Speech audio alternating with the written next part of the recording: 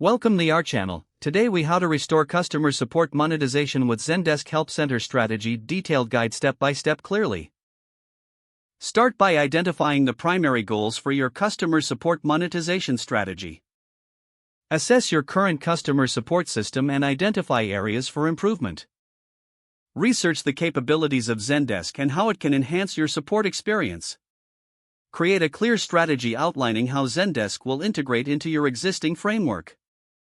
Set up your Zendesk account and customize it to align with your business branding. Develop a comprehensive knowledge base within the Zendesk Help Center. Organize your knowledge base into categories that are easy for customers to navigate.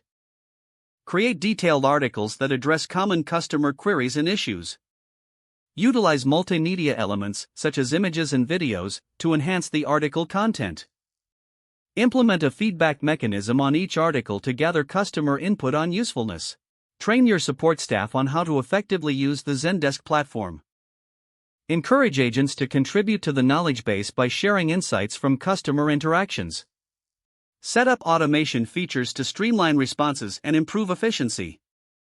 Monitor support ticket responses and review metrics regularly for performance insights. Analyze customer feedback to refine and enhance your support articles continuously. Promote your Zendesk Help Center across your platforms, encouraging customers to utilize it. Consider integrating chatbots powered by Zendesk to provide instant support. Measure the impact of these changes on customer satisfaction and overall monetization. Adjust your strategy based on performance data and customer feedback. Stay updated on new Zendesk features and industry best practices for ongoing improvement. Consistently review and optimize your Help Center content to keep it relevant. If the page does not load, refresh the browser or try again in a private or incognito window. Make sure you are using the correct email address, then retype it carefully to avoid small typos. If your password is not accepted, use the reset option and create a new strong password you can remember.